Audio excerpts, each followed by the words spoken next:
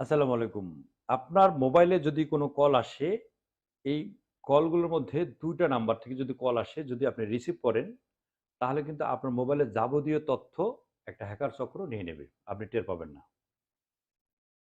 বিভিন্ন ধরনের কল আসে। অনেকের মোবাইলে বিভিন্ন ধরনের কল আসে। সারাদিনে বিভিন্ন অনেকে ব্যবসা করেন, অনেকে চাকরি করেন, অনেকে অনেক ধরনের ফোন আসেই, আসতেই পারে। কিন্তু ২ টা নাম্বার থেকে যদি ফোন আসে, এই ফোন দুটি রিসিভ করুন। যদি রিসিভ করেন, সেক্ষেত্রে আপনার মোবাইলে যে কত দিয়ে লক করছেন, ৪ সংখ্যা বা ৬ সংখ্যা দিয়ে লক করছেন, সেটার লকটা তারা জেনে যাবে। ইভেন আপনার মোবাইলে যদি প্যাটার্ন লক থাকে সেটাও তারা জেনে যাবে। কত দিয়ে প্যাটার্ন, কি প্যাটার্ন করেছেন সেটাও তারা জেনে যাবে। পাশাপাশি আপনার মোবাইলে যদি বিকাশ অ্যাকাউন্ট করা থাকে সেটাও তারা জেনে যাবে।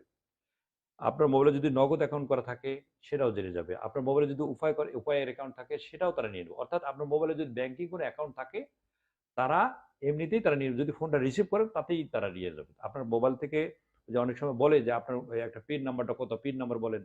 পিন নাম্বার আর বলা লাগবে না। শুধু ফোন রিসিভ করলেই তারা নিয়ে নেবে। ফোনটা আসার সাথে, সাথে আপনি যখন রিসিভ করবেন আপনাকে বলবে যে আপনার অ্যাকাউন্টটা সাময়িকভাবে স্থগিত করা হয়েছে।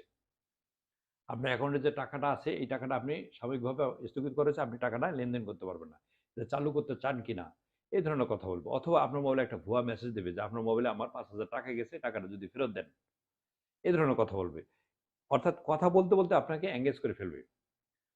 ৫-৭ মিনিট বা ৩ মিনিট যদি এনগেজ করে ফেলতে পারে, এই ফাঁকে তারা আপনার যে আ তথ্যগুলো আছে, তথ্যগুলো তারা নিয়ে নেবে। নিয়ে আপনার মোবাইলে যে টাকাগুলো আছে, তারা সব টাকাগুলো নিয়ে নেবে।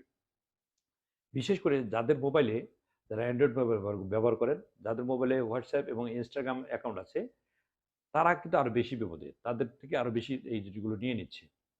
আমরা একটু সচেতন হওয়া দরকার, একটু সতর্ক হওয়া দরকার। এই ভিডিওটা বাংলাদেশ এবং প্রবাসী যারা আছে সবার জানা দরকার। প্রত্যেকটা লোকের জানা দরকার যে কোন ফোন থেকে কল আসলে, মানে কোন কল থেকে কল আসলে এই কলটা রিসিভ করা যাবে না, এটা সবারই জানা দরকার। এই প্রতারক চক্রের হাত থেকে বাঁচতে গেলে আমাদের একটু সতর্ক থাকতে হবে। যে নাম্বার থেকে ফোন আসলে, কল আসলে আপনি রিসিভ করবেন না এবং ফোনটা আপনার হাতে ছিল না। হাতে ছিল না, ফোনটা কোনো কারণে আপনি রেখে এক জায়গায় গেছেন, আইসা দেখেন একটা ওই নাম্বার থেকে কল আসছে। ওই ফোনটা আর ব্যাক করবেন না। ওই কলটা আর ব্যাক করবেন না। ব্যাক করলে কিন্তু আপনি ধরা খেয়ে যাবেন।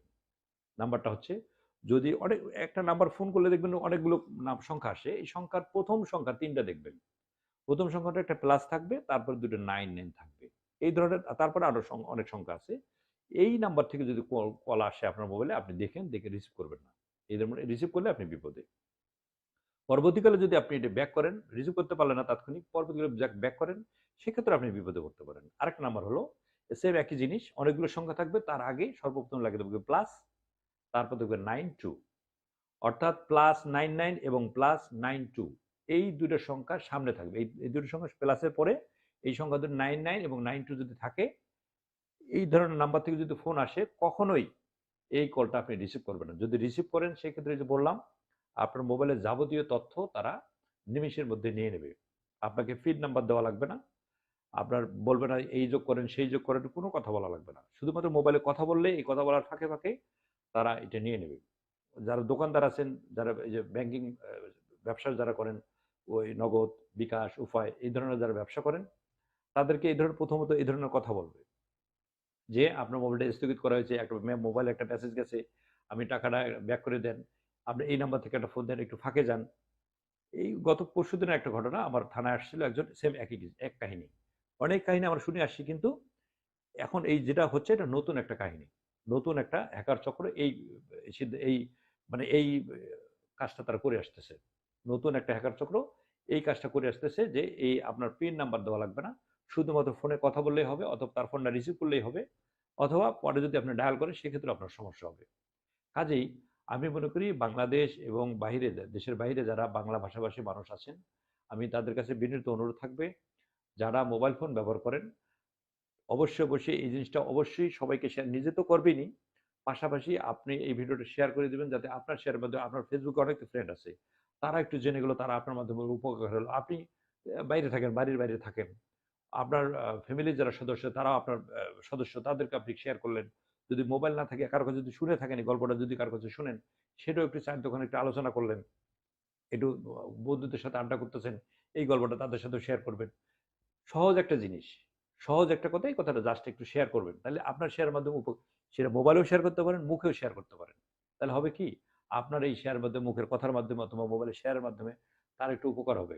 আপনার একটু এটা ভালো একটা দিক। মানুষের উপকার করা একটা ভালো দিক আপনার শেয়ার আপনার মুখে শেয়ার অথবা মোবাইলে শেয়ার। বলবেন যে এরকম কারো মোবাইলে যদি কল আসে, কলের আগের সংখ্যা যদি +99 থাকে এবং কলের আগেই ১ম যে সংখ্যাটা তার মধ্যে যদি +92 থাকে, এই ফোন কল ২ টা আপনি রিসিভ করবেন না। যদি রিসিভ করেন তাহলে বিপদে পড়বেন না। হ্যাঁ, আপনি তাৎক্ষণিক রিসিভ করতে পারেন নাই, পরবর্তীতে ব্যাক করবেন না। এটাও করবেন না। এই নাম্বার দেখলে আপনি দূরে সরে যাবেন। কোন কথা বলার প্রয়োজন নেই। আর বিশেষ করে যারা বিকাশ, নগদ, উপায় এই ধরনের যাদের অ্যাকাউন্ট আছে যে ধরনের কথা বলুক না কেন, আপনারা কোনদিনও শুধু একটা জিনিস মনে রাখবেন, বিকাশ, নগদ, উপায় কর্তৃপক্ষ কখনো আপনাকে ফোন করে বলবে না যে আপনার এই অ্যাকাউন্ট স্থগিত করা হয়েছে, আপনার লেনদেন সাময়িকভাবে স্থগিত বন্ধ করা হয়েছে, চালু করতে চান কিনা, কখনোই তারা বলবে না। কখনোই ফোন করবে না তারা। এই কর্তৃপক্ষ এটা আপনারা জানেন, শোনেন, তারপরে এই ভুলগুলো করে থাকেন। এই ভিডিও যদি মাথায় রাখেন, আপনি ভিডিওর কথাগুলো যদি বুঝে থাকেন, যদি মনে পড়ে এই ধরনের ফোন আসার সাথে যদি মনে পড়ে আমার কথাটা, আমার মনে হয় আপনি এখানে থেমে যাওয়া উচিত। প্রচুর শেয়ার করা দরকার, প্রচুর জানাজানি করা দরকার। নতুন এই হ্যাকার চক্রের হাত থেকে আমাদেরকে বাঁচার জন্য একটু সতর্ক থাকা দরকার, একটু সচেতন হওয়া দরকার। আমি যদি একটু সতর্ক থাকি, একটু সচেতন থাকি, নিরাপদ থাকতে পারবো। আপনার আমার সতর্কতা আপনাকে আমাকে নিরাপদ রাখবে। যে যেখানে আছেন ভালো থাকবেন, সুস্থ থাকবেন, নিরাপদে পথ চলবেন।